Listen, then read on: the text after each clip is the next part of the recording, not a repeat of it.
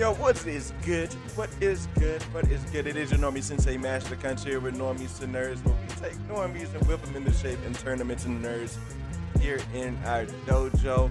Look, the What If episode 4, that Doctor Strange, bruh, the best episode that I've seen in the series so far, and damn, maybe right there behind Loki season finale as far as best MCU episodes on Disney Plus. We'll talk about that. Also, as well, we got Shang Chi coming out tomorrow night. We're going to be going to go see that Jane at 8 o'clock tomorrow night. Just want to get my final predictions and final thoughts as to why I am so hype about it and so hype on it. So, going to be talking about that tonight. A great show. Make sure you drop a like and sub to the channel because we are on the grind to 250 subs. And if you're catching this on the replay, say what's up in the comments so I can know you are here. First, let me say what's up to the good folks in here. Felicity. Who Bell? What's up? What's up, Felicity? What's going on, B. Grissom? Star Wars MCU OG. Daniel Fisher. Old Dirty Squirty 420 and Trinity is in the building. What is going on, y'all? How is it going? Let me go ahead. Switch up the vibe. Switch up the vibe. So let me go and also too. Let me ask these poll questions.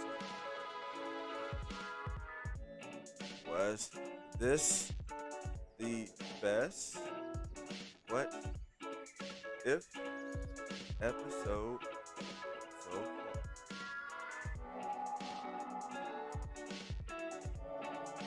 Ask the community. So my answer to that question is yes. All right.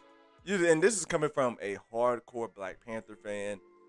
I really enjoyed the episode 2, but what we got in episode 4 to me was so mind-blowing and like the kind of trippy stuff that I was looking to get.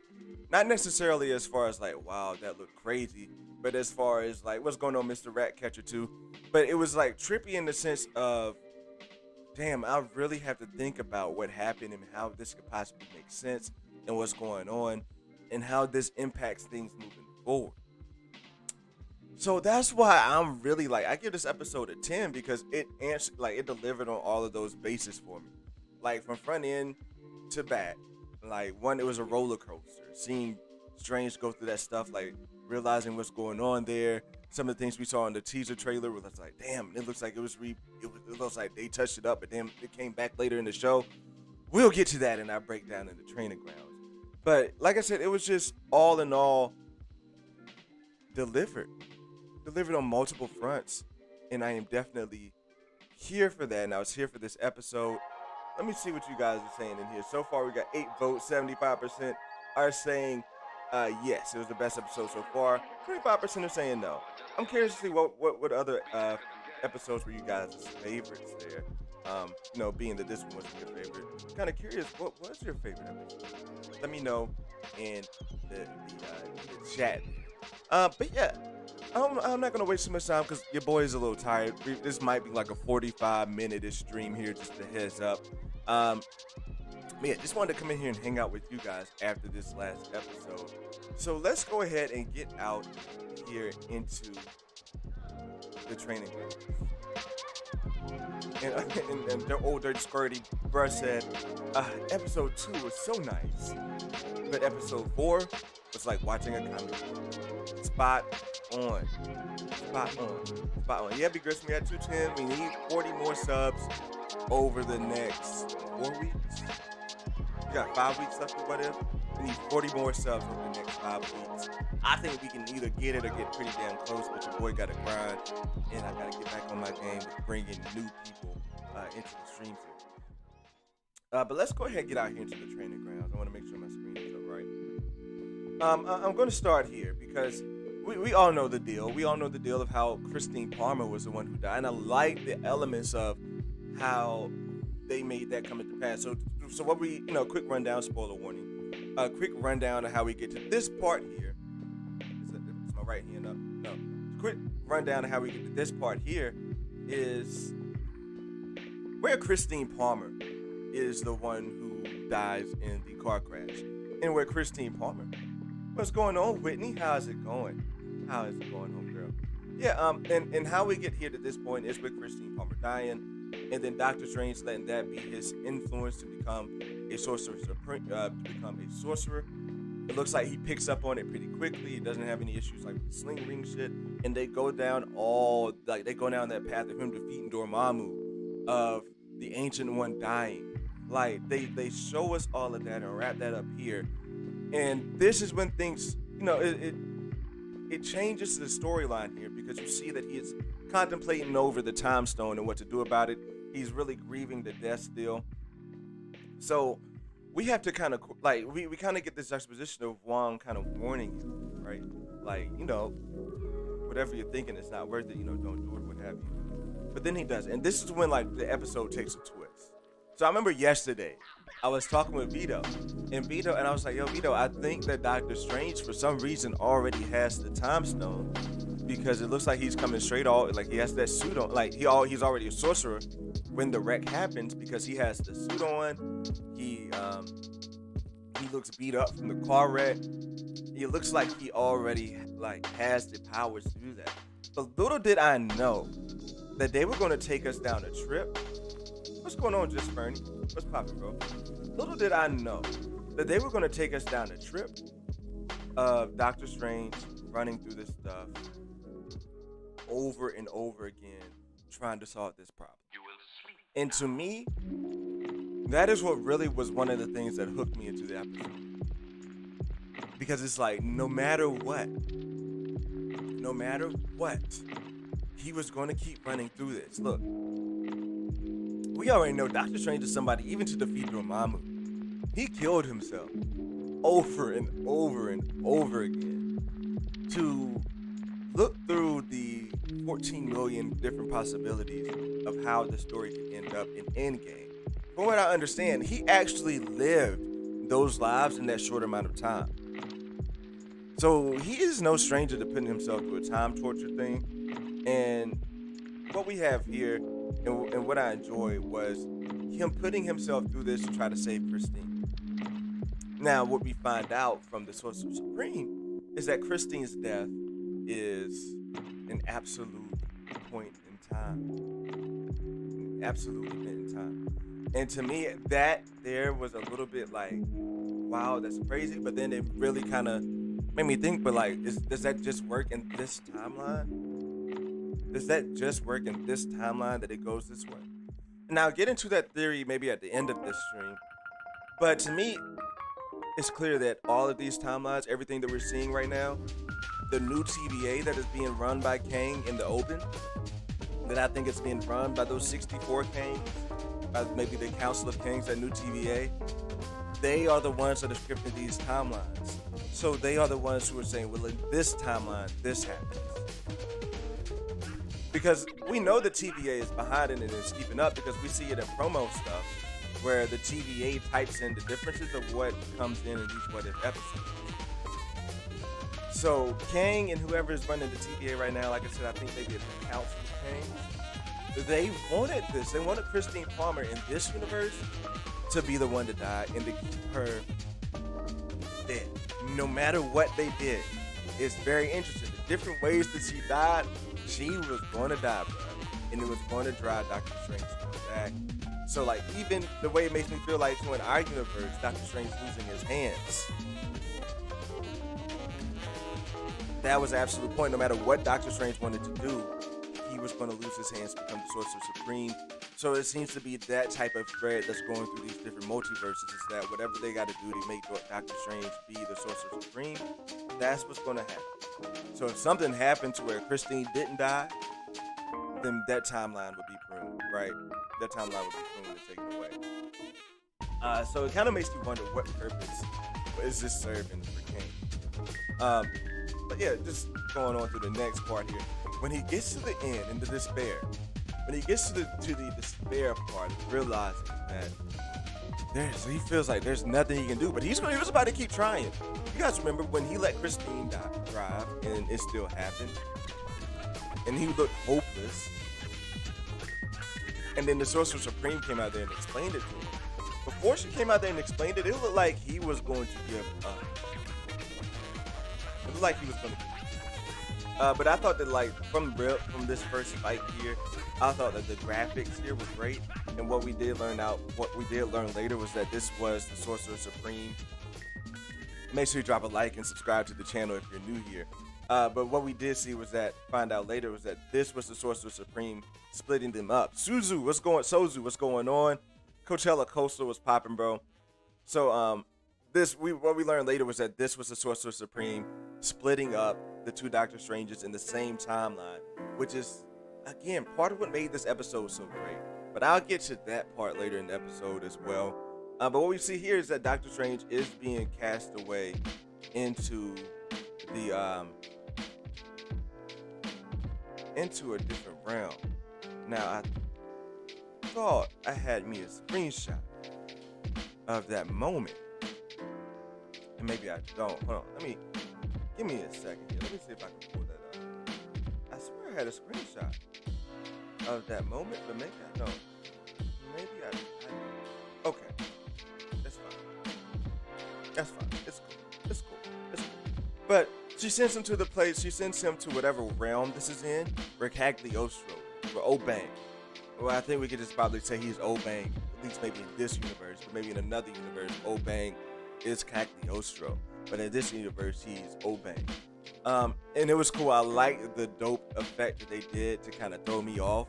Like, let me know in the chat, was I the only one that when we saw Obang pop up in that jungle, and he had that interaction with him there at first, I was like, did they really just go through that trouble to misdirect a what if trailer?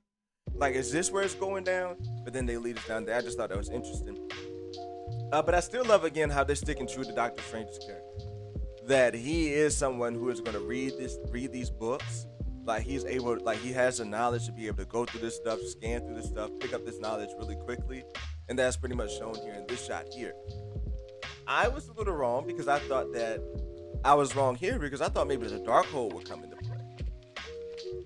I thought he would be looking into the Darkhold to find his way into these dark powers here. But really, it was him just going through a forbidden book from Cagliostro, right? So yeah, that's interesting.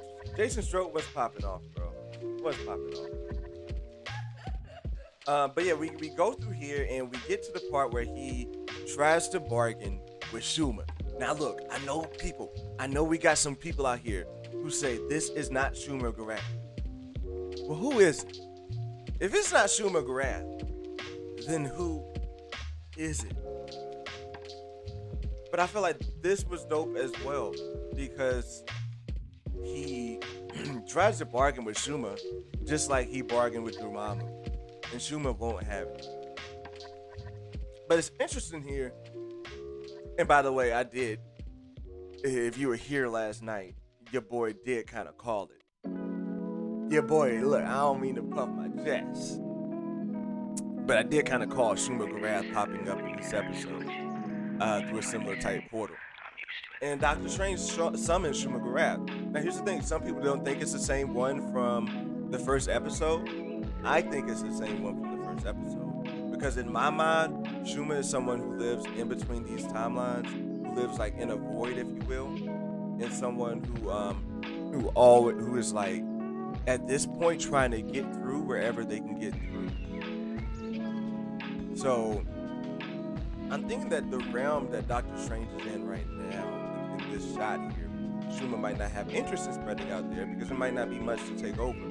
But when it comes to just Shuma not really ever what Doctor Strange wants to do, that's because Shuma doesn't care. Like, Shuma doesn't care about the wants of humans.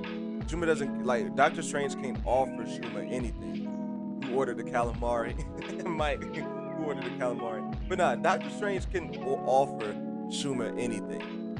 Shuma wants what he wants, and that is to be able to expand into the multiverse and to be able to take over multiple dimensions, right? So, I like how they introduce Shuma in this part, and it's like kind of coming back scene there. And then we get Doctor Strange going through the gamut. Look, if I had time, Look, I can't lie. I was enjoying myself over there at the fourth wall break. Make sure you go over there, check out that channel with Green Bear.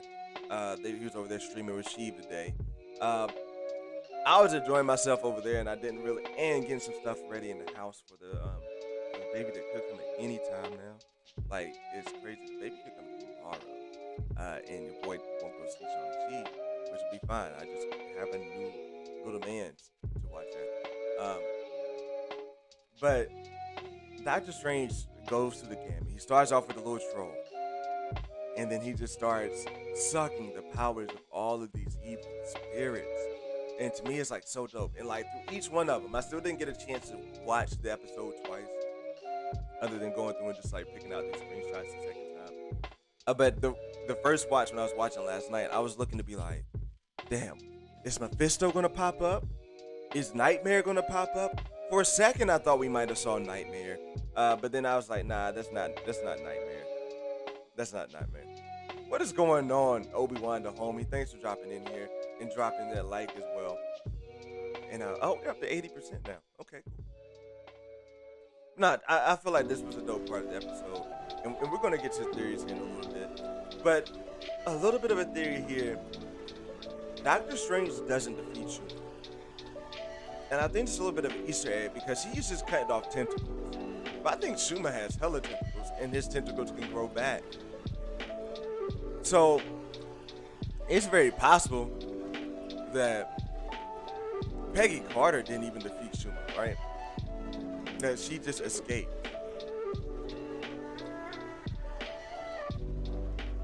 That Peggy Carter didn't even defeat Shuma. That she just escaped from Shuma and had this come out. And that's what I'm seeing here. It's like, I don't think they necessarily escaped or anything.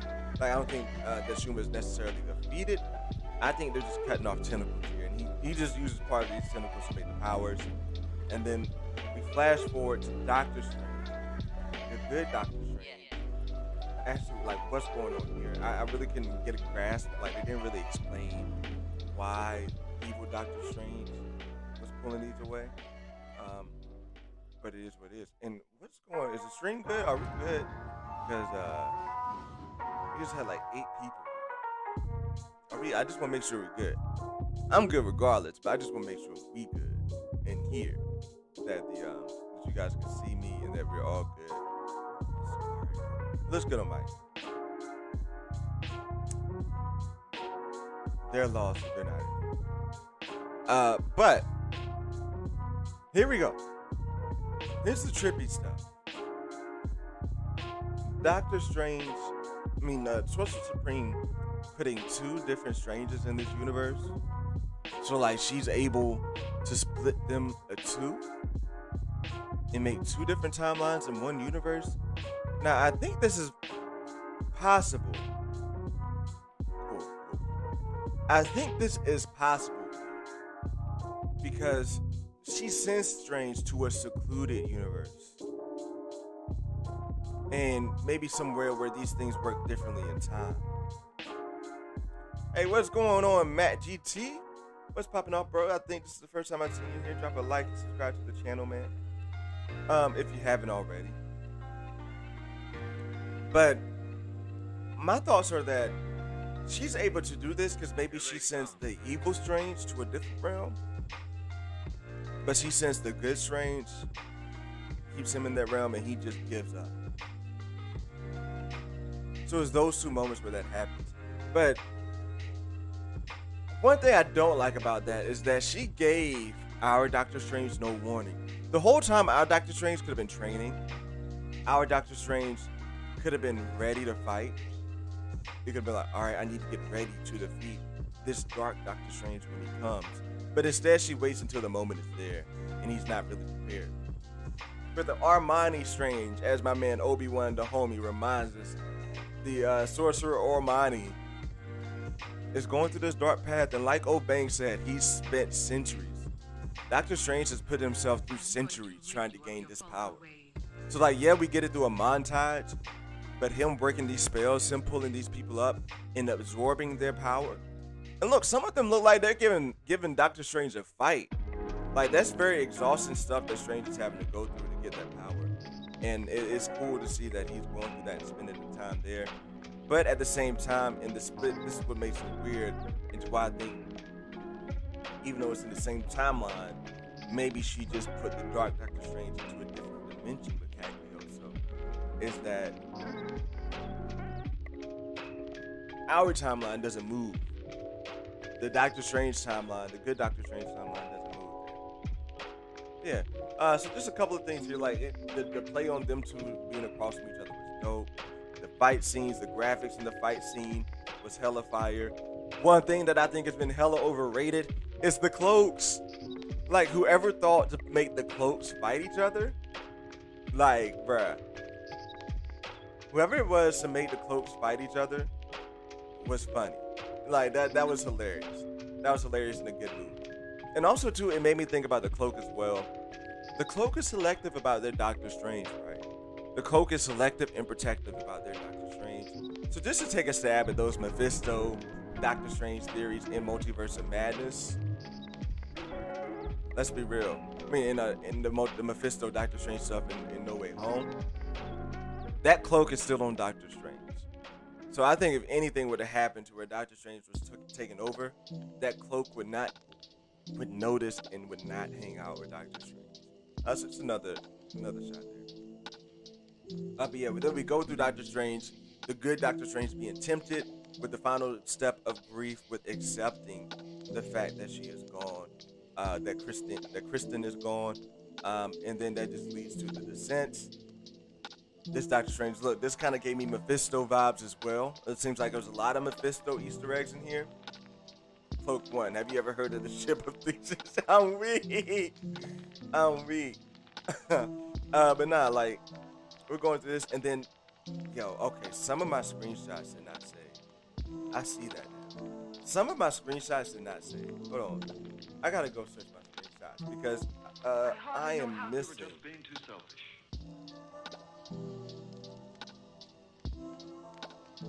I'm missing hella screenshots.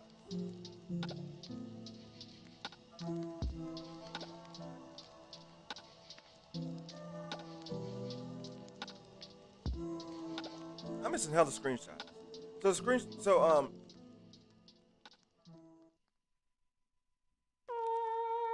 And I'm sorry guys, I'm digging for this screenshot now because this is some BS. And I guess it's gonna be a minute before I get it to come up. I got screenshots in here I didn't even know about. The hell? Okay, whatever. But anyway, before we get to this crystallized scene, the scene where he is talking with Mwatu, yeah, and Mwatu is definitely, I don't know. It's kind of got me on the fence. Let me ask you guys this question here. We're in this poll. Let me ask you guys this question. I gotta give it a second. But do you guys think that Mwatu is going to eventually interfere after this? See, my thought before this episode was that he's not going to interfere until season 2.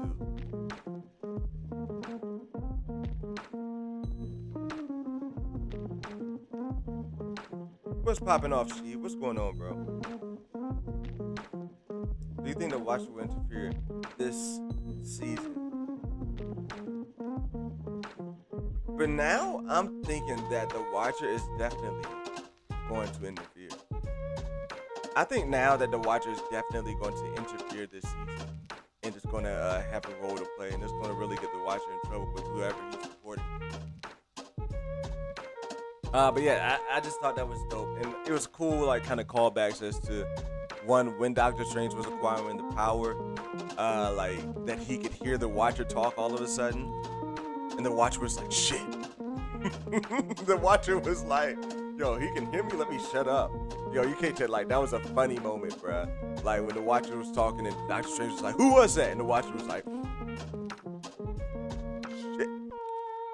But nah, like what the Watcher said, like, this is the decision you made for your universe. I'm still unclear about what happened to that universe. Like, it seems like this Doctor Strange is here, and to me, we're gonna see this Doctor Strange again. He's gonna meet with Captain Carter at some point. I am just curious to see how that's gonna happen. But I think he will interfere this season. and maybe it'll be the final. Maybe he will interfere by bringing the multiversal Avengers together. Like it has to happen some way, and I think that's how he'll have to interfere. Because he's being tempted. I think he's a little. I don't know. I think he was a little tempted, but what could be important enough for the watcher to interfere? From what I'm hearing, and spoiler warning, if you do not want to be spoiled, here is your 5-second warning. They just mute me for about 2 minutes. 1, 2, 3, 4, 5. All right. So what we're hearing for the rumors is that, and what we've kind of seen in like some promo footage that they've kind of done with, like, I think it's Toyota. They have like a car commercial out there with them right now. Is that Ultron is going to become a multiversal threat and it's going to try to take over the multiverse. And I think that is where he would interfere, and it's what our multiversal Avengers are coming together to defeat in that little roundup. So yeah, I think we'll see Mwatu interfere there just to bring the team together. Right now, I don't know what Doctor Strange is going to do. Like, if he tries to come out of this and like tries to get into another dimension and ends up meeting Peggy Carter that way, I'm not sure. But it's kind of ominous and a lot of questions left behind. That cliffhanger, yeah, the Honda ad, that's what it was, the Honda ad. Yeah, the Honda ad was crazy. And there's a fucking Honda ad, and it's ridiculous. But I feel like I've seen something else too that wasn't a Honda ad, but it looked just like it's like a scene where Mwatu is like right there, but he's not necessarily interfering, but he is just right there, and like the rest of the squad looks like they're fighting Ultron. But yeah, this was, like I said, and the cliffhanger in this episode was better than any cliffhanger. We got a true ass cliffhanger. Is what's going on with this Doctor Strange. All right, so we hop out here. I'll come into the final. So what's going on here is that, like, one, I think the consensus out there is that this Doctor Strange, that we're going to see him in Multiverse of Madness, right? That we're going to see this Doctor Strange in Multiverse of Madness. I think that's like the overarching consensus out there in the nerdy community. And if you, Jason, I think if you go to the Marvel Instagram page, if you're not following Marvel Studios on Instagram, I'm on Instagram most of my time on social media. I'm on Instagram, so that's where you can see that at. I don't know if it was like a sponsored ad or if it was something that was on the actual page, but yeah, it's a pretty good Honda commercial. It's a pretty good Honda commercial. Let me end this poll here. The poll takes up a lot of the chat. But yeah, it's very interesting because I definitely think this Doctor Strange is going to end up showing up in Multiverse of Madness.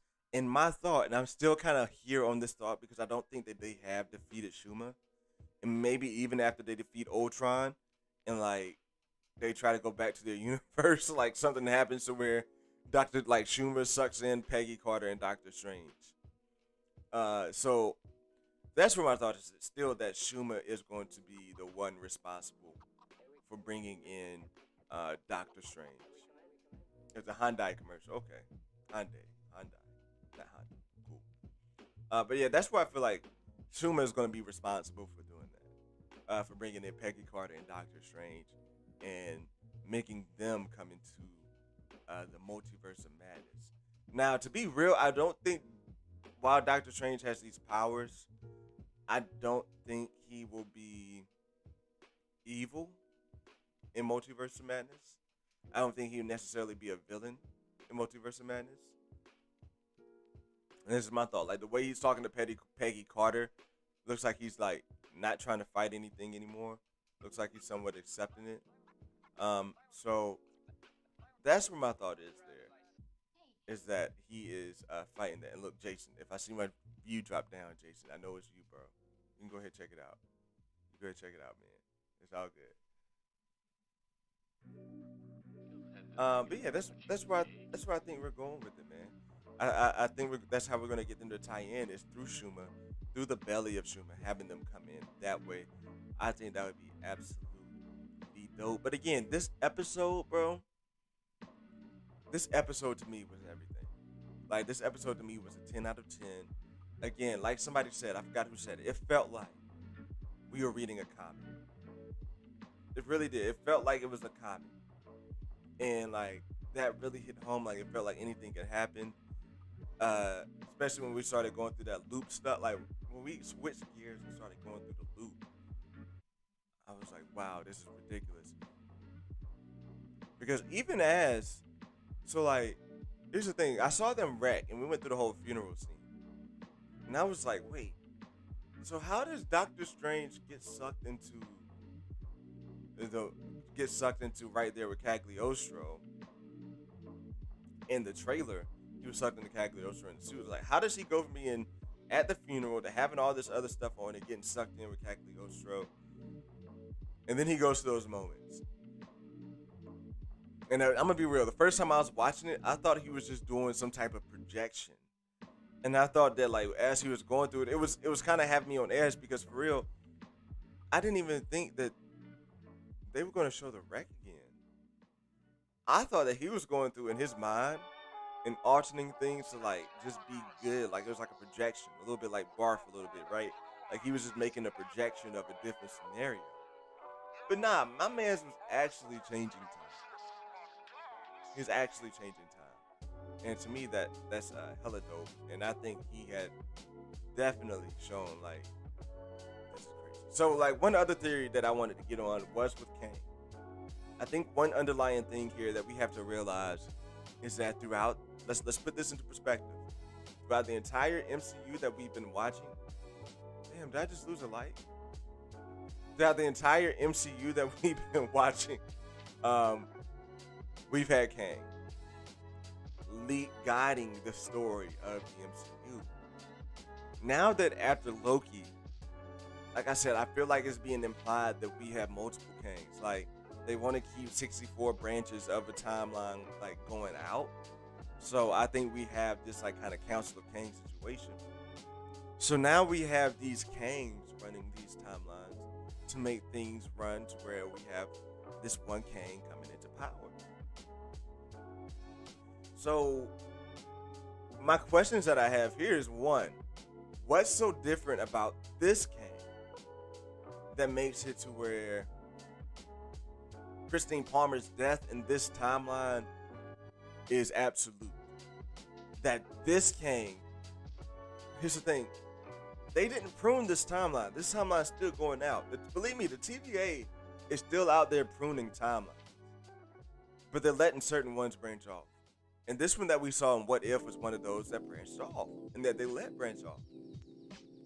So my thought is like, how does this Doctor Strange making the universe suck in like this and pretty much destroy yourself, how does that help Kang in his situation?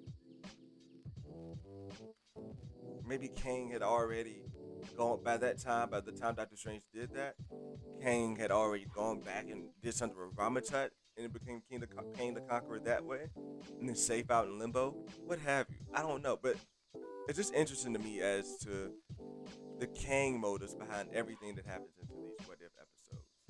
And this one didn't. I hadn't really thought about Kang until this episode, when they really drove home the point of an absolute point in time, and that Palmer's death was an absolute point in time that's going to continue to happen in this timeline.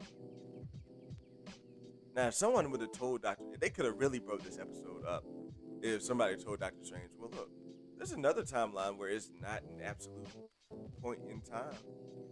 You can just go grab her from there. She's still alive over there. You just lost your hands over there in that timeline. She's still alive. That would have been wild.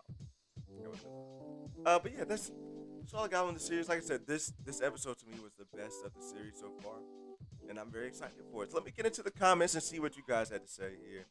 Like I said, we're not going to spend too much time in here.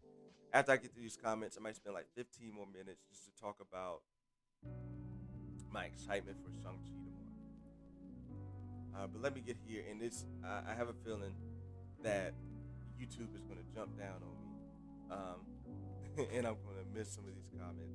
But I'll try to get to as many as I can because I see you all have been going in the comments.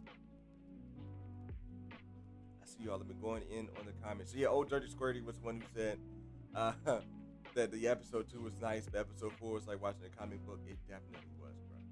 And yeah, remember, like and subscribe if you're new to the channel. Like the video, subscribe to the channel.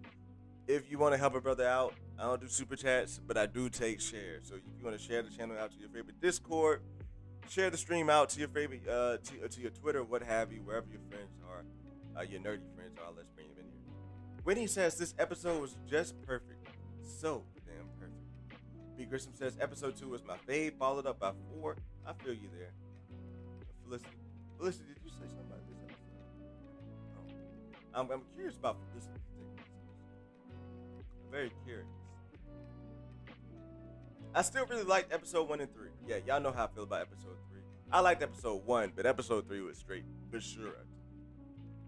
Episode 4 is the only one I like so far. Stories didn't hit in any of the other ones for me, and animation is hard to look at, to be honest. Oh man, I feel you. I didn't know you felt that way, Jared, but I understand, man. I definitely understand that. Honestly, for me, I thought the episode was okay. The first half was a little boring for me, but it really picked up at the end once the Watcher and the other Doctor Strange got involved. Yeah. And that's the thing, like, for me, it kept me in the whole episode. But it's like, if you're into the series, this episode had a development for the series, because this was the first time that the Watcher even interacted with somebody. So my mind was just blown through the whole episode, especially when Doctor Strange started absorbing those powers. But I was hooked in from when he was putting himself through that torture of Christine dying over and over again. I thought that was really cool. Let's see here. I wonder how many times he did that. Was that the 64 branches in that one quadrant? Who knows?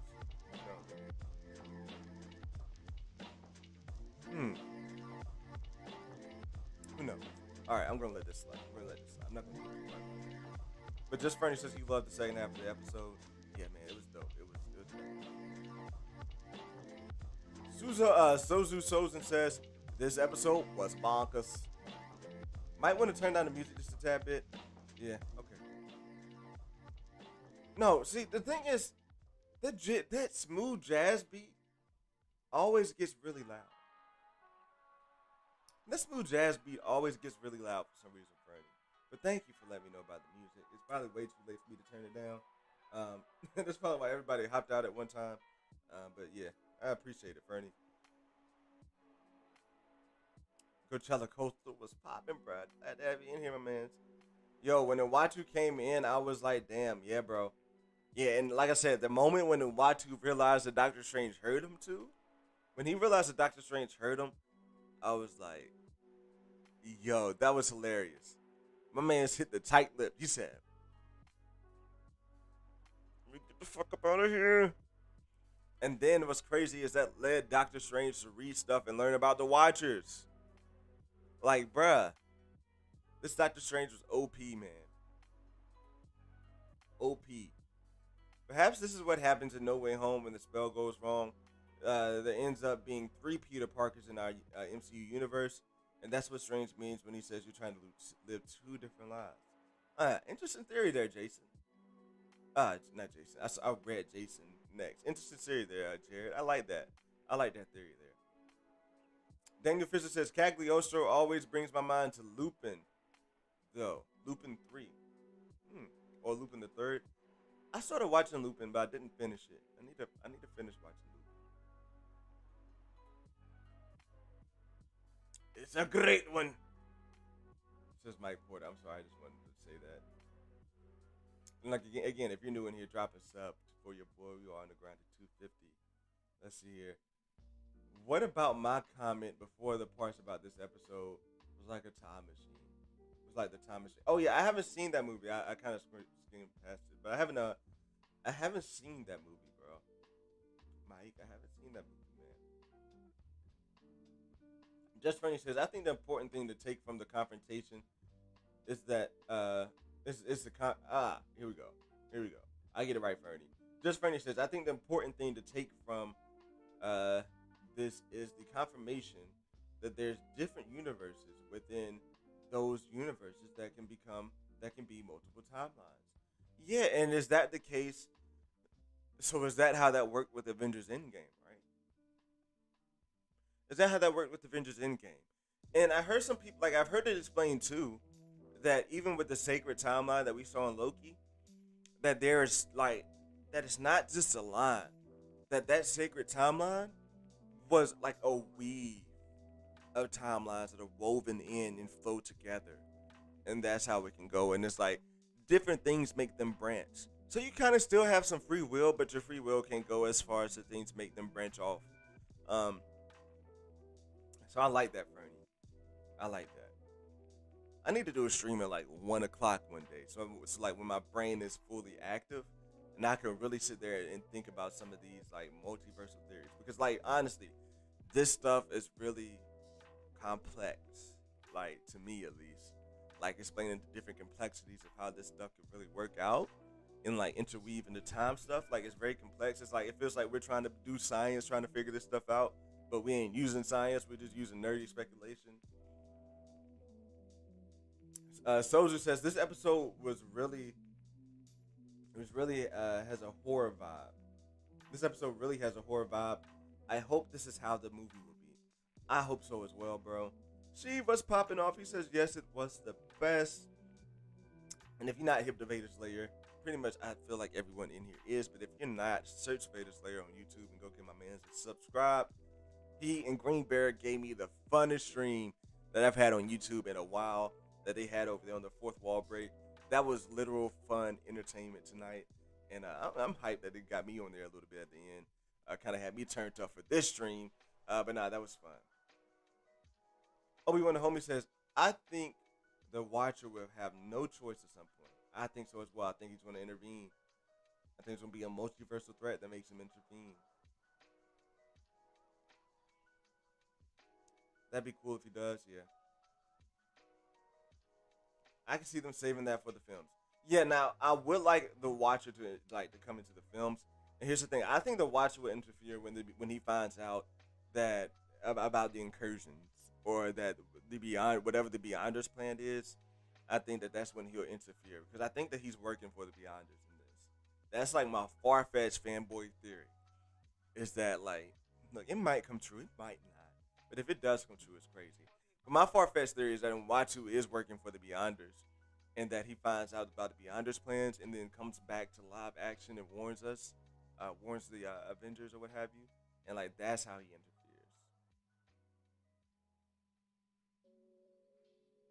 The Avengers side episode would be when the Watcher interferes. I think so as well. Do you think Crazy Hank Pym will create Ultron and What If like in the comics? That's interesting. I don't think so. I just think the difference will be what if Vision lost. I think that'll be the what if that leads Ultron down the line. Or what if Ultron took over Vision's body? I think Ultron would still have the same, like the way this stuff goes. I think Ultron would still have the same creation, but something would change as to where what if Vision wasn't created? What if Ultron won? That type of scenario. What if Ultron gained his vision? Something like that, right? Damn, I jumped down. Oh, all right, here we go. I didn't jump down that far. Looks like every episode has someone who is going to play a part later in the series. Yes, I definitely agree there. Imagine how crazy it would be if American Chavez starts popping up towards the end of What If, and she's being chased by Shumagarath through the multiverse, and that's how she ends up in Doctor Strange 2. Bruh, that'd be wild. I love that, Fernie. That would be wild. Coachella Coastal says, I liked episode 2 better. Yeah, episode 2 was great. But again, one thing about episode 4, like, one thing about episode 2 was the nostalgia. And, like, the way they honored Black Panther's character before they even knew Chadwick Boseman was sick. They honored that character because they could have easily made T'Challa be another Star Lord, but they made that episode about proving T'Challa's nature and about what T'Challa would be, what would mean to the universe. So we know we kind of get a little bit of an insight of what type of king T'Challa is and what type of person is. But to take him out of Wakanda and to put him into the universe and put him into space and have an impact on the entire universe, that's wild, bro. Like this one human was out in space, changing everything. That was wild. But I still gotta get episode 4 the vibes. Now, that fight scene. That fight scene was crazy in episode 4. The scene with repeated deaths reminded me so much of Steins Gate. I haven't seen that, bro. I haven't seen it. Lupin anime, Lupin 3 anime, to be clear, based on the same book and character. Okay, cool. The sacred timeline is a rope of multiple universes, right? Weave together in itself, no matter how it all branches. It starts at one point and ends at some point with absolute Big Bang and crunch. Everyone turn around and wave. Yep. Everyone turn around. Wave to Ashton, who is trying to sneak in through the back of the dojo. What's up, Ashton? What's going on, brother? Sorry, I just like scratched my nose. I apologize. I mean, I'm using a different finger to scratch my lip. All right. So look, I'm gonna get into this. Your boy's a little bit tired. I'm not even gonna front. But I guess I don't look tired because Felicity always let me know when I look tired. So I guess it's cool. I got a fresh cut today. That might help. Got the freshies. Got the freshies.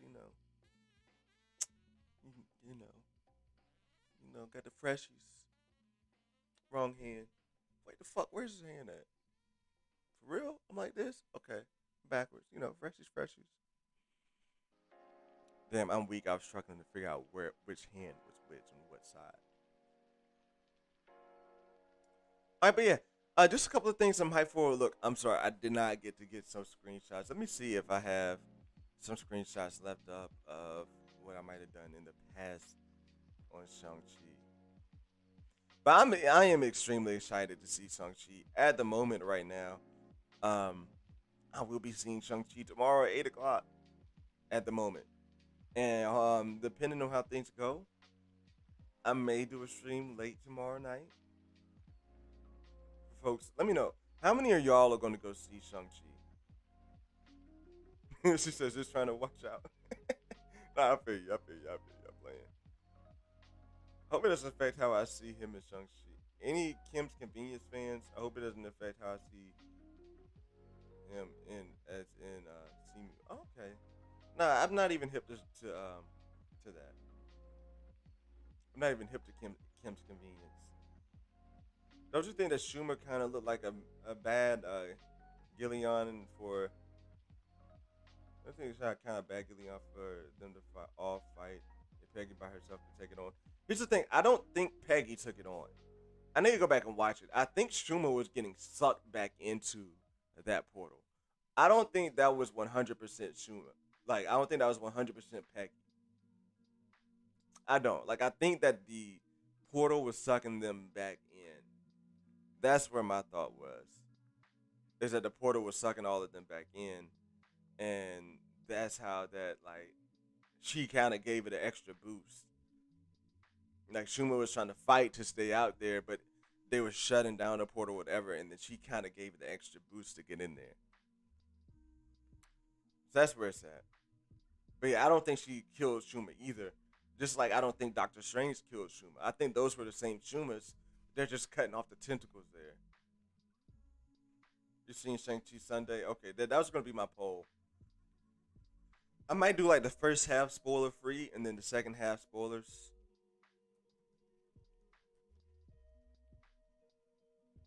So this is my poll.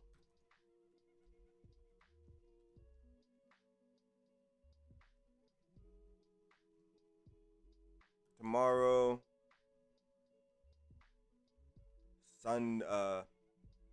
Friday, weekend, or not at all.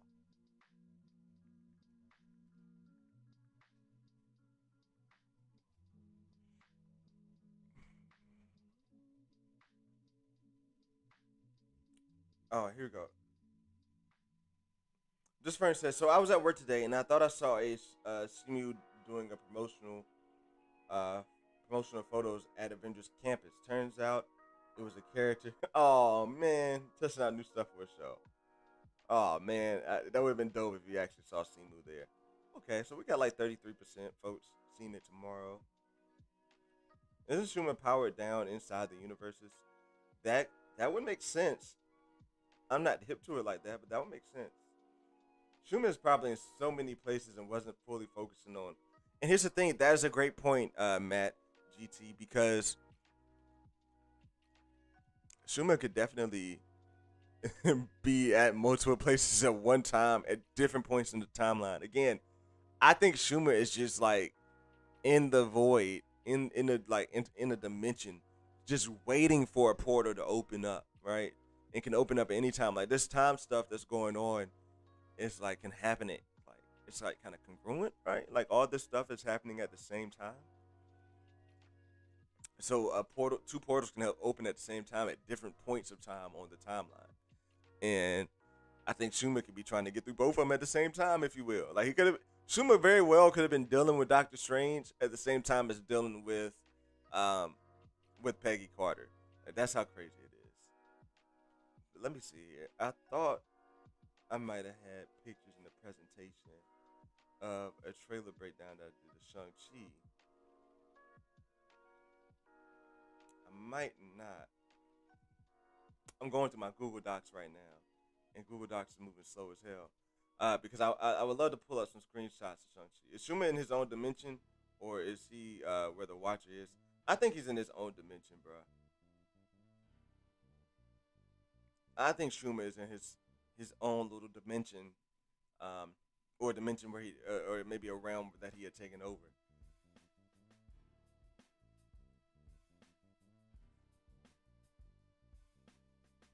Ah, okay. Damn, has it really been that long? Pause. But has it really been that long since your boy did a presentation, like did like a stream on what's it called? Damn, I guess so.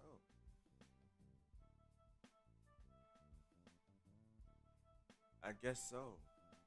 I'm sorry, guys. I'm over here looking and trying to find some of the stuff that had me hyped for Shang Chi on past trailers. I didn't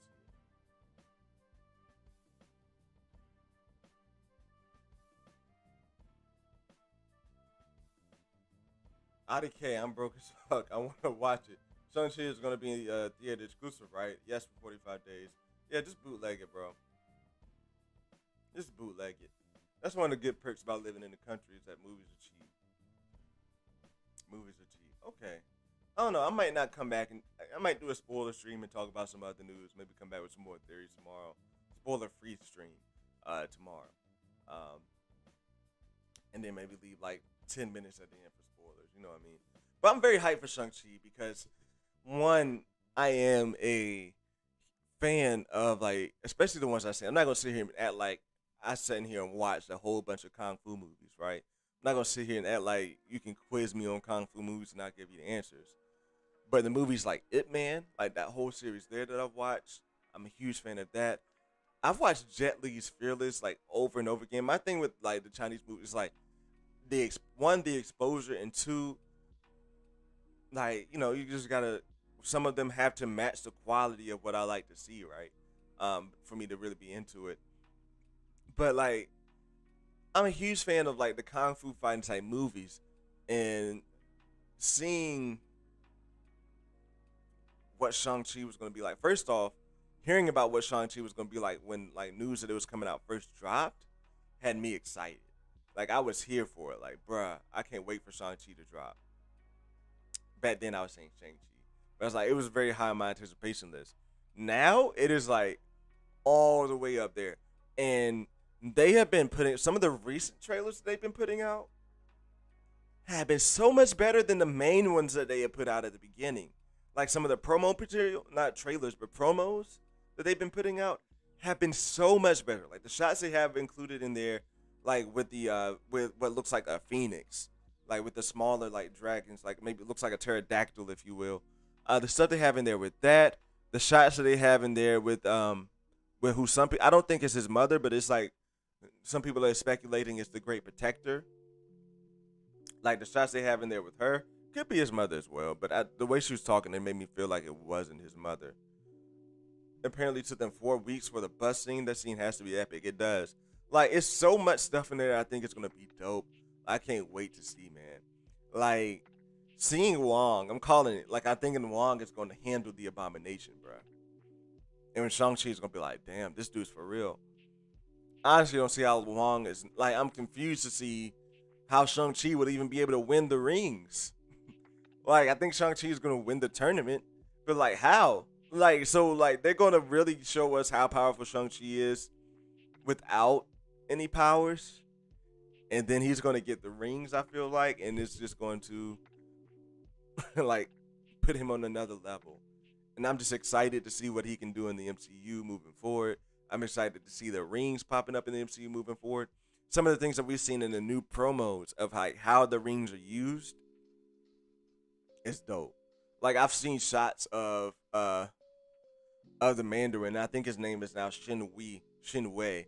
I've seen shots of him using the rings as a stepping stone to jump up and kick somebody in the face, and then the rings like power back up on him, and like he uses them like right there in the middle of his kick or what have you.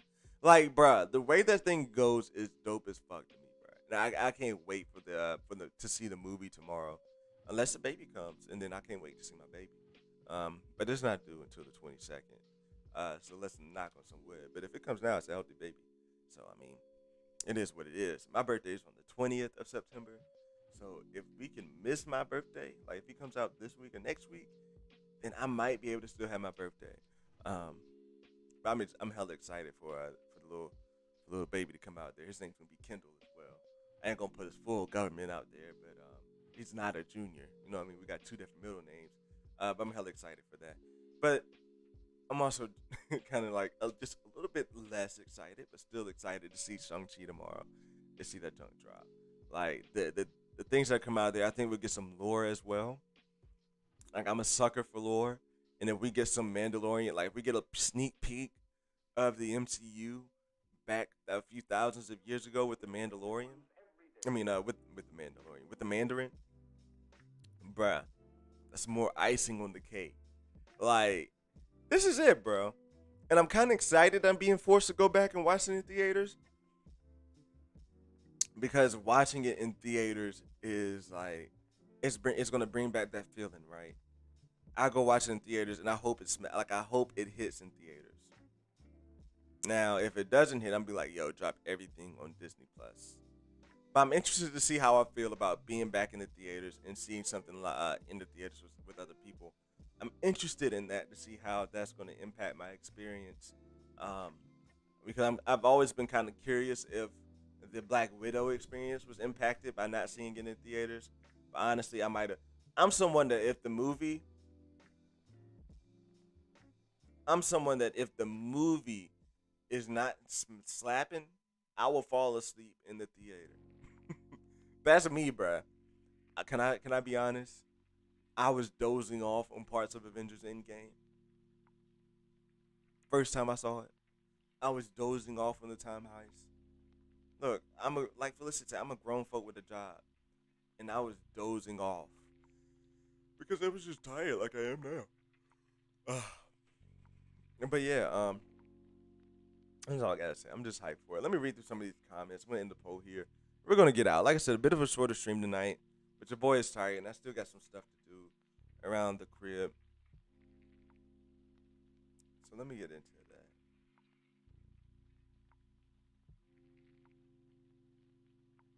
that. It says, I think Wong is here to help Shang-Chi. I think he will help him afterwards. I think Wong is there to get the rings.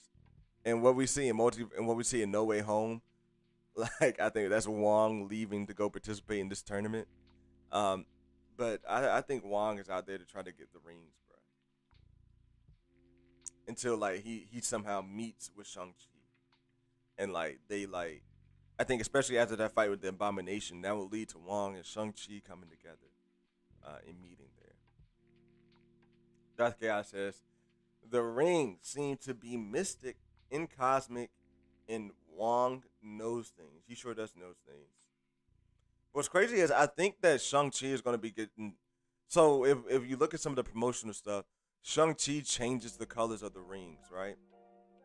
So I think it's very much is a lot of mystic stuff going on there. But I think Shang Chi is going to tap into the chi.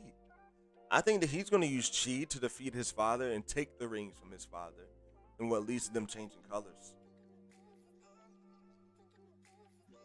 I did not expect Wong to be in there for more than 10 minutes, bro. I don't know. I think he'll be in there for a little while. I think he might help in like a final fight scene as well. I think he'll be in there for a little while, bro. But how cool would it be if you had the same B day as a kid?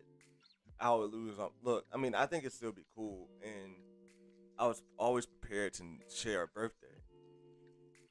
But at the same time, if I can keep my birthday, if I can still get some gifts, look, I could give my wife. If I can give my wife a paycheck, right? If I can give her a paycheck to get, we going in on my son's gift, and she can come back and hit me with the gift, as well as my mom's. Like, well, my mom doesn't really give me gifts anymore.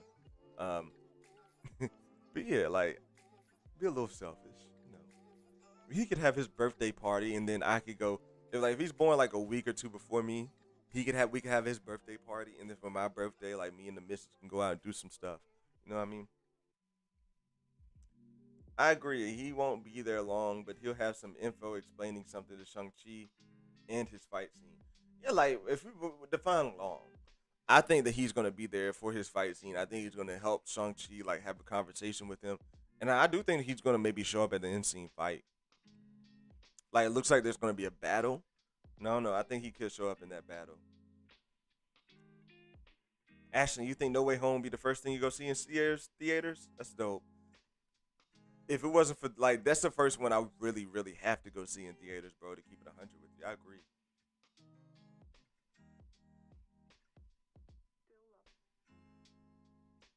Hey, Matt, thanks for dropping in here. It says first time, long time heart. Usually catch the replays and enjoy your speculation. It's been fun to chat along. Thank you, bro. Like, I hope you get to make it in here for some more streams, man. Let me know, bro. Let me know. We had the Discord link somewhere in here. Let me know how I can help you make it into some more of these streams. I would love, like, I love chatting with folks, man. That's what makes part of this so great. It's like to be able to speculate, see y'all's reaction, see what y'all think. I saw Black Widow in theaters, ready for Marvel hype, and was a little disappointed, but surprisingly had a much better time with Candyman. But excited, bro. I am nervous as hell to see Candyman, bro. I'm not gonna lie. But shout out to Nia DaCosta being the first black um, female director. You know, no, it's a pandemic, but she's the first black female director to lead the box office, domestic box office. That's dope. And you know who's in that movie? Miss Monica Rambeau. Miss Monica Rambeau is in that movie. That might just drive me to go see it itself. Um, but yeah, that's one thing I wanted to touch on yesterday was Nia DaCosta. Like the woman who's doing Candyman. If you guys don't know, I'm pretty sure Fernie knows because he's into it. But the ones who do that, like she's directing Marvels. She's directing the Marvels, bro. So it gives me high hopes for the Marvels. That the Marvels will be pretty good. Just based on the directing, she might have a good grip on because I got a lot of mirrors in my crib, bro. I don't like scary movies like that. Like I'll watch them, but I don't like them like that.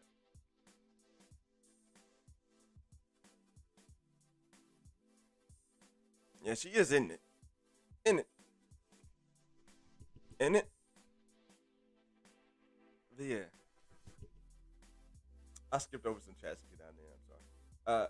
Danny Fish says my sister was born on my dad's birthday. Challenging, but it was easier when she was older. Yeah, it was way easier when she was older. Yeah, and I feel like I will be giving up my birthday for at least like 14, 15 years until he's too cool to want to have a birthday party, or he's too cool to want to hang out with us for his birthday. Then I can get my birthdays back. And he's like, "Oh, you guys want to go out of town? Fine, go ahead." I mean, I'd rather you be out of town than be here with me for my birthday. Just give me a call and a card.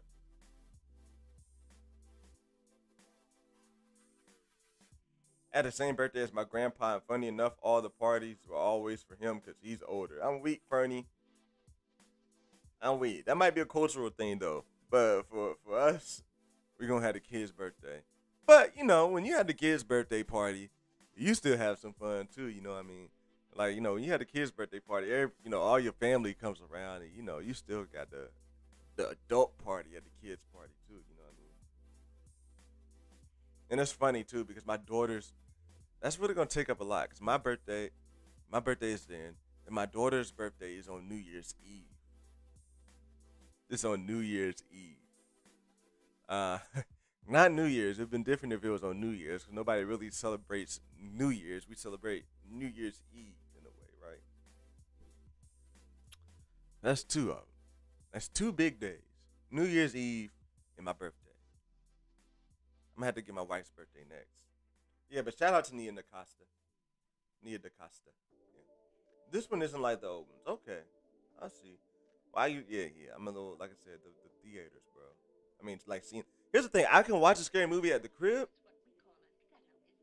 There's something about watching a movie theater watching a scary movie at a movie theater and then coming home. That's a different vibe, man. That's a different vibe. And growing up, I hated watching movies, scary movies. But I've like warmed up to them as an adult, like, and it might take me like a day or two to get over it. But something as trivial as Candyman, I don't know if I'd be scared over that. I don't know if I'd be scared over that. One of the ones that really, like, I used to get scared off of movie trailers as a kid, bro. And like one of them that really got me scared was The Strangers, because I lived in like a dark, like I lived in the boonies, um, and like we had big windows outside, and I was always nervous to look outside the window and see a stranger. Like, some movies get to me, man. But Candyman seems more unreal. Like the realistic movies get to me. But Candyman seems more unrealistic. But at the same time, I'm at least wait till the baby come out before I see Candyman. Cause I don't fuck around with no spirits and shit while the baby's in the belly. You know what I mean? I don't do that at all. Mm-mm. I'll share a quick story with you and then I'll get out of here. I had to do when I was working in Norfolk for the news. I was like the morning show video, like for top, like cameraman, and we was doing a Halloween series. And the one, she's a black meteorologist. She wanted to go on a ghost hunt. So we got with a group of ghost hunters. They were working. They went to the slave plantation in Virginia Beach, and we were there to look for a spirit. Your boy is at his running. I believe in that shit, bro. Like I feel like I've walked through a ghost on the battlefield of Gettysburg. Like I was walking out there in the field. I felt a chill go down my spine. Like it felt cold.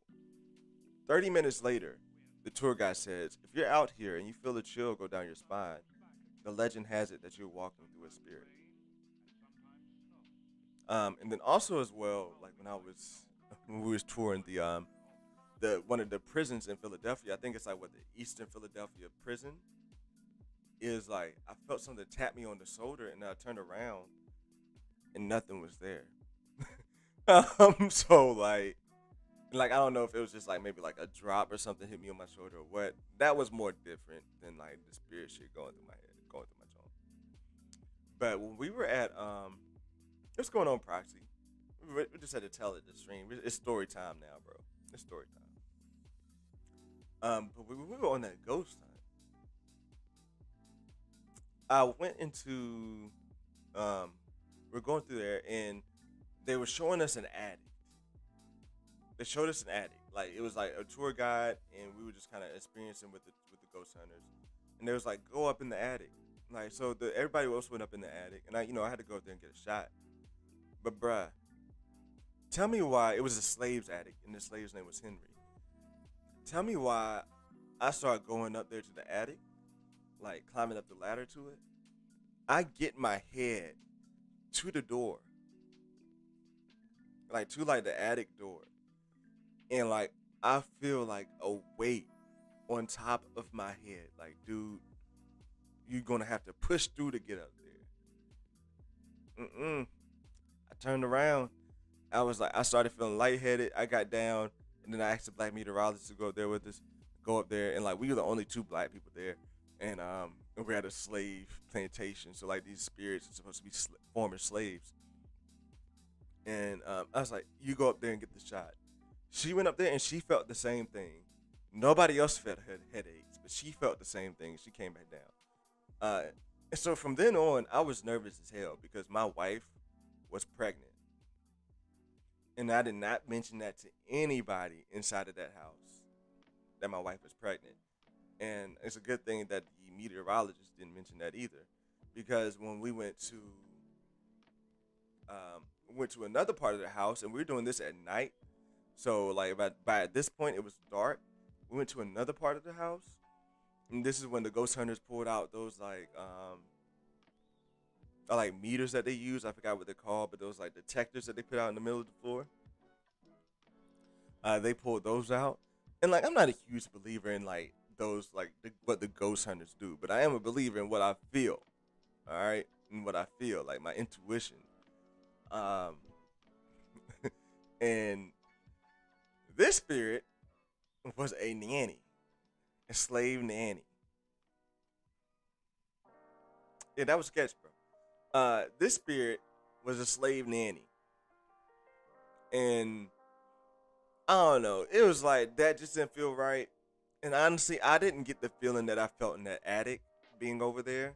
Like I never felt like that nanny was around me or that nanny was there. Um, EMF readers, right? EMF readers. I didn't get the feeling that the nanny was there, but the EMF reader was like dinging a little bit, right? It was dinging a little bit. Nothing else really, nothing really happened there. But they did play a recording of what somebody. What's up, Green Bear? They did play a recording of what somebody had gotten when they were touring the that room one day. Like it was like they were touring the room and like they were recording. Um, just doing a voice recording, and then they heard a voice like an elderly woman voice, and they played it, and it sounded like an old black woman. It said, "Get out!" Like she don't like people in the room messing with stuff. Um, so like that was creepy, but I didn't feel it there. So like that experience, like it wasn't anything creepy from what the ghost hunters did, because honestly, I feel like the ghost hunters were full of shit. Um, like their equipment, like I feel like it was full of shit. Like I didn't feel anything from what they were doing, but I did feel something from like our own experiences. Like I said, with that attic, bruh, like I had an instant like weight on my head. It felt like a headache when we started climbing up in that attic, and it just forced me to climb back down. And then the like I said, the meteorologist, he felt that too. Now the crew that was with us, that was white. You know, I don't give a fuck. They was white. We was at slave plantation. They was welcome to come into the attic. Henry welcomed them to come up into the attic. Um, but nah. Then what fucked me up here, and I promise I'm gonna be done. What's fucked up is that we told them about how we felt about it, right? It was like, yeah, we felt that there, like we felt it, and it was like, wow, like sometimes it happens, like it's like it's like sometimes it happens. Um, but so after we struck out with the nanny, they was like, you know what? Let's go over there since we heard let's go over there since you guys felt that presence over there by the attic. Let's go back over there and let's go back over there. What's going on, Hijackman Text Venture? Let's go back over there and see what we can get. And this is when I was like, all right, y'all are fucking with me, because we got there and they had the EMF. They put that out. It was dinging a little bit, but it was still green. You know, it was dinging a little bit, but nothing really popping off there. It almost felt like the air condition could have been impacting that shit, right? But then all of a sudden they pull out this machine, like the radio frequency, and they were trying to listen through the static, and it was was like, Henry, is that you? And it was like, it was saying shit. And it was like, hat. It was like, hat. It's like, did you lose your hat? Did you take a hat? Were you accused of taking a hat? Did you do this with a hat? And it's like, I think somebody was outside talking through a radio frequency, and they were just playing around with that shit. I'm just sharing a ghost story, bro. I'm sharing a ghost story. Um, but yeah, that felt like it was full of shit. That just felt like it was full of shit. Shit. And while like these are actual ghost hunters, I forgot the name of their channel, but they have like a they had like a YouTube channel. I forgot the name of it. Because I wasn't really like into YouTube back then. Because this was like 3 years ago. My wife was pregnant, so it's pretty much probably 4 years ago. But yeah, the main gist of that story, I was making sure. I ain't even tell the meteorologist. Her name was Aisha. I ain't even tell her, like, look, don't bring up the wife. Don't bring up none of that here. Because I don't need none of those spirits to connect with me and try to come back home and try to nanny to my daughter. Like, I don't need none of that shit. Like, don't let them know. And it was funny, like when we went to work and we was talking about it the next day. Parker, what's popping off, bro? How's it been? Long time no see, bro. How's it going, man? What's funny is that when we got back, when we got back to work on Monday, and we was talking about it, she was like, "Yeah, I didn't want to mention your wife, cause like I was scared about the spirit." I was like, "Me too. I'm glad you didn't. I'm glad you didn't." But nah, that's why. That's part of it. That's a long story as to why I'm not going to go see Candyman. I ain't watching no scary movies while the wife is pregnant, bro. I'm not. I'm just not. I mean, I honestly believe in like spirits. Like I don't know. I don't necessarily believe like they will attack me or no shit like that. But I honestly believe in like spirits and shit. Like especially if you believe in God, then you gotta believe in ghosts. So yeah, I mean like I believe in spirits, bro. Like I think that's real shit. I think that's real shit. Like I said, I ain't gonna let it hold me back from living life, but I'm gonna let me be. I'm gonna let it make me smart about some shit that I do, bruh. That's for sure. That's for sure. But yeah, like I said, it's just a little bit of fun, some ghost stories. Friendly says, "Man, I love those ghost hunter shows. It's crazy hearing it from the side of a cameraman." Yeah, I would never do that, bro. I've never seen Grave Encounters. I don't watch those actual ghost shows, bro. I don't. Honestly, I don't know how I made it through the Conjuring series, but I did enjoy the Conjuring series. But I don't know how I made it through those. Those are one of the Conjuring and Insidious. Shit, those are one of the scarier things that I've ever seen before, bro. Like, mm. But now I'm gonna go ahead and get out of here. If you're just hopping in here, make sure you drop a like and subscribe to the channel, and go catch us on the replay. We have some good talking here, breaking down What If Episode 4. Again, What If Episode 4, 10 out of 10 for me. Delivered everything that I wanted to from a comic film, like from a comic show. Honestly, it's kind of right there behind behind Episode 6 of Loki as one of my favorite Disney Plus episodes out there. So I'm trying to think if WandaVision delivered with one. Like maybe Episode 6 of WandaVision could have been it. Or Episode 3 of WandaVision could have been up there as well. But just based off of recency bias, to be real, this might be like my second favorite. So if you hadn't checked it out already, go check it out. It's pretty fun. And then, like I said, the hype for Shang Chi. I can't wait to go see it tomorrow in theaters. I hope you guys have a good time to go see it. As I always say, go watch something nerdy, whether it's Star Wars, MCU, DC. Go watch something nerdy. Share it with a friend. Turn them into normies. Bring them here. We'll turn them into nerds. I am your normie sensei, Master Crunch, and I will see you all on the next one. Peace out.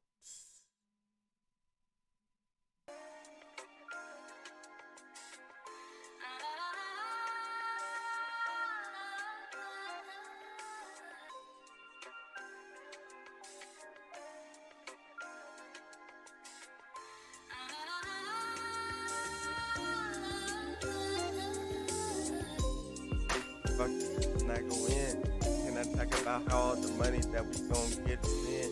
Round around again, like we in the strip, so you know how it go. It's going up and down. around, spin around with it. I'm trying to throw some pounds and some ounce in it. We trying to roll the backwood up, getting the stiff as fuck. You know we hitting the weed, we don't need no spliff and her. We can hotbox you with it, yeah, lip it. Take the weed out here and get shifted. Everybody talking how he can hit it. Not better yet, we out here getting fitted like a kinky rim cap in it. It's real slap in it. All these people lying like they real cap in it. They hypocritical like Captain America. And I don't even care if they're hearing it. Man, this shit is really clear to me how they seem to be. These type of haters and these fakers, but they real to me. We got some real ones in here in this dojo. You know just how we go. You know just how we flow. Blowing shit up, planting my seeds like I'm eco. And we gon' let it glow, and we gonna let it flow. I'm a real boss with it, and I own. Damn, I'm losing the flow with it. Damn, I'm out. I don't got bars tonight. I tried. I don't got bars. I don't have bars tonight. I don't have bars tonight. It is what it is. Leave the backwoods alone. Go get a fronto. Go get a natural leaf fronto. Change your life. Get the backwoods alone.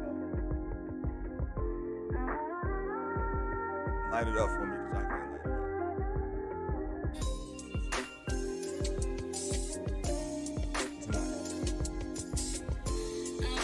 See y'all later, man. Peace out. Much love. Deuces. Thanks for the support.